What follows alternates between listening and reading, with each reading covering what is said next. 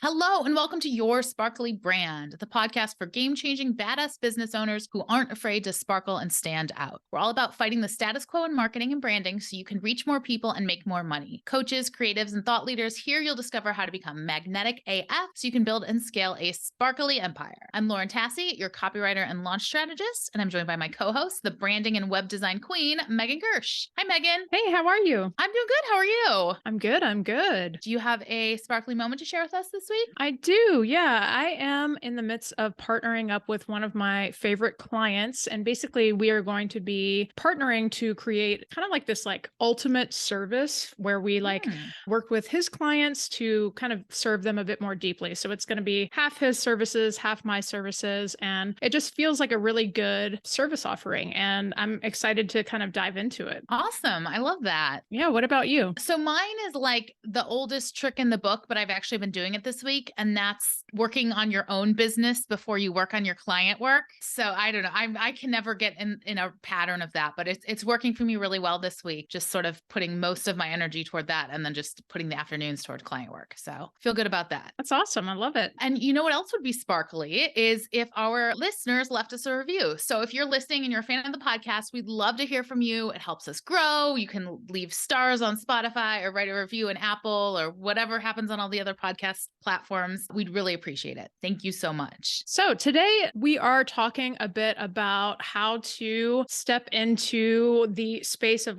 you have your branding or your copywriting done. Now what? What do you do after that? Right. So we've been talking a lot about how to up level in your business. Maybe that means hiring a coach or working with a copywriter, working with a web designer. But yeah, we want to talk about once you have those things in place, what do you do then? Because honestly, having that gorgeous branding, having that logo won't really do anything for your business if you're not actually using it, or if it's just sitting in a Google Drive folder on its own. So we're going to share some of our favorite ways to get the best bang for your buck and actually implement these assets when it comes to actually getting your hands on those deliverables. Yeah. I don't know about you, but do you ever have clients where you do the work and they pay you good money for it and then nothing happens and you're just like, why? I find it really frustrating. I'll go and check in every month and see if they, put the new copy on their website. So I hope this episode prevents people from going through that. Yeah, absolutely. I've definitely been in that scenario before. Awesome. All right. So first, I'm going to talk about copy. And the number one thing is to put it out there. Obviously, if it's website copy, go and put it on your website. If it's an email sequence, get into your email server and update all those sequences. It should be as easy as copy and paste. I work in Google Docs. Most copywriters I know these days work in Google Docs. Copy it and paste it with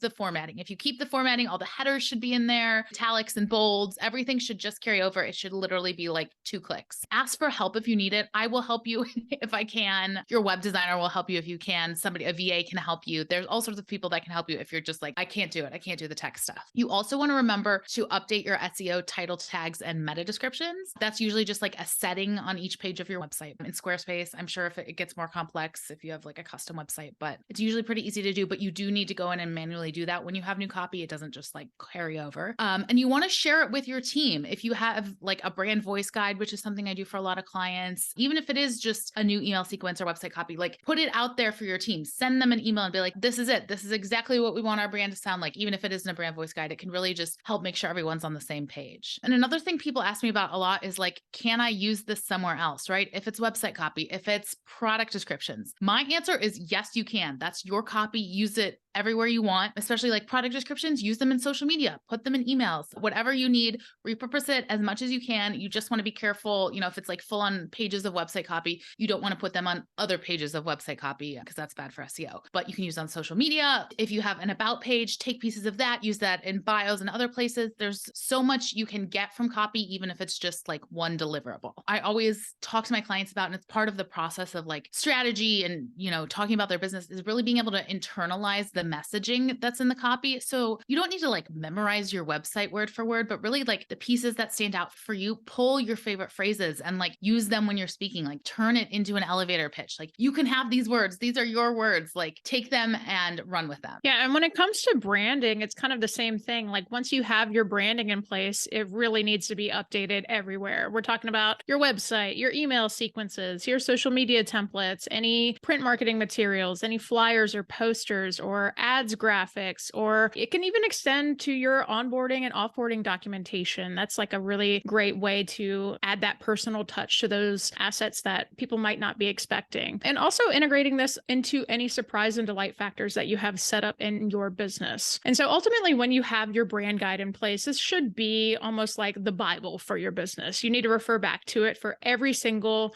marketing piece that goes out of the business. This should give you a good reference of how different font sizes should compare to one another, how images should play with text, how you should be treating photography, where you should be using your different iconography within your business, like how your logo should be used, how it shouldn't be used. Things like that should be outlined in your brand style guide. The more that you can follow those guidelines, the more consistent your marketing will look. And in turn, the more easily you will be able to build that brand recognition with folks. The other thing that I like to mention too is this is a great document to distribute to your team. So whether you're working with an internal team or you are working with freelancers, send them your brand style guide, because this is an amazing way to get everybody on the same page, just like you said, Lauren. And then, make a plan to announce that new branding. Are you going to announce it on social media? Are you going to announce it in your email blast? It's an exciting thing to get new branding and to announce that new vision, especially if you're pivoting your business or if your values have shifted in some way, or if you're trying to pivot away from something. This is a great opportunity to say like, hey, everybody, like this is a brand new company. Like we are announcing our brand new branding. And so you have to really plan for that announce. And then the last thing that I will say about this is that it's so important to make sure that you plan enough time for the integration piece. This is a component that like branding, well, at least my process for branding takes about 5 weeks. And then after that, I also recommend building in a few more weeks for actually putting all of these branding pieces into play. Many people do not allot for this, and it's a lot bigger of an undertaking than they realize. And so it's really, really helpful to create a to-do list of every single asset that you need to be updating, and then making a plan for either you or your team to go through and make those changes. Yeah, I want to say like I've had clients send me their brand guides that maybe have nothing to do with copy, right? Because not every brand guide, a lot of times they are just visual. And I appreciate that. Even if there's nothing to do with copy, like show me logos. It helps me. It gives me another way to understand what you are trying to accomplish and more about your customers. So I would say like err on the side of just send it to everyone you work with, even if they don't think it's relevant. If it's not relevant, then they won't look at it. Yeah, exactly. I can imagine it would be helpful for you too, because I don't know about other designers. I tend to include a lot of adjectives when I'm in my brand guides, when I'm putting those together in the mission statement and the core values and all of that. So I imagine that might be helpful. Absolutely. All right. So let's talk about when you invest in working with a coach or joining a mastermind, enrolling a course. You and I have both done a lot of that. So I just sort of wanted to share like the way to get the most out of it. And the first thing is like, come with an open mind. You want a learner's mindset. You want to come, be willing to be challenged, be willing to get uncomfortable. If you show up to like a coaching call or you start going through course content and you're like, I already know this. It just sort of defeats the whole purpose. Why did you invest in it in the first place? Sort of start at